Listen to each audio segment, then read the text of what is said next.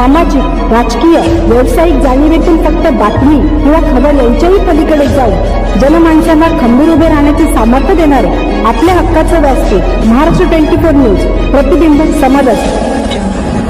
शहीद भीमसैनिक सोमनाथ सूर्यवंशी या तरुणाला डॉक्टर बाबासाहेब आंबेडकर चौकामध्ये श्रद्धांजली।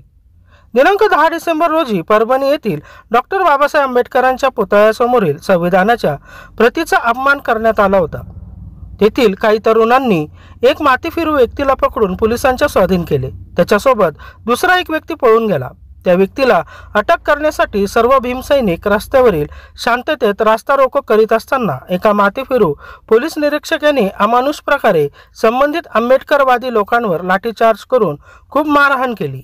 एवढ्यावरच न थांबता त्या माथेफिरू पोलीस निरीक्षकाने आंबेडकरवाद्यांना पोलीस स्टेशनमध्ये नेऊन थर्ड डिग्रीचा वापर करून महिलांना, लहान मुलांना आणि काही तरुणांना खूप मारहाण केली।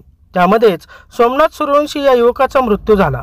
मृत्यूचे मुख्य कारण न सांगता त्याला MCR करून न्यायालयीन कोठडीत रवानगी केली आणि लगेच सांगण्यात आले सोमनाथ सूर्यवंशी उपचार दरम्यान त्याला हृदयविकाराचा झटका येऊन मरण पावला। परंतु हे सर्व लपवण्याचं काम परभणी येथील पोलीस प्रशासनाने केले आहे।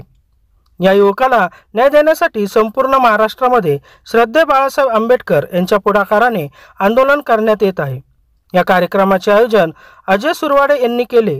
कार्यक्रमाला उपस्थित शेगाव शहरातील प्रतिष्ठित नागरिक मिलिंद भाऊ शेगवकार, रवी भाऊ शेगवकार, गजाननराव बांगर, धर्मकुमार बांगर, संदेश कुमार शेगोकार, आकाश बांगर, दीपक भाऊ इंगळे, राजवर्धन शेगोकार, गजानन शेगोकार, आशिष शेगोकार, संतोष तायडे, निलेश वानखडे, प्रवीण पुरकर, प्रवीण बोदळे, विकी भोजने, हिम्मत बांगर, अनिकेत सुरवाडे, राहुल पाटील, नंदू आकोडे, आकाश सुरवाडे, उदय सुरवाडे, मनोज वानखडे यांची उपस्थिती होती।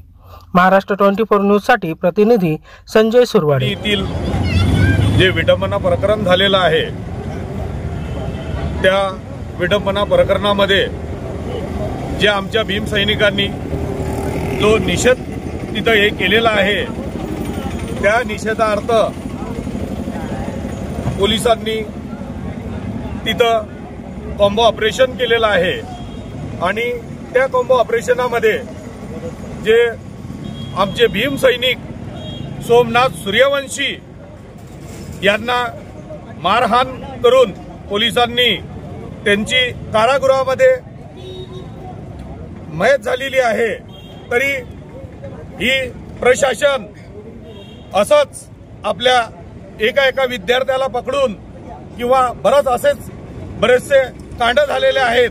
जो तिथं ठाणेदार आहे तो ठाणेदार भीमा कोरेगाव, याच्या आधी भीमा कोरेगावला बी होता, त्याच्यानंतर नांदेडमध्ये जे अक्षय भालेराव त्या प्रकरणामध्ये बी तोच ठाणेदार होता आणि आता जे परभणीमध्ये जे झालेलं आहे तोच ठाणेदार तिथं आहे।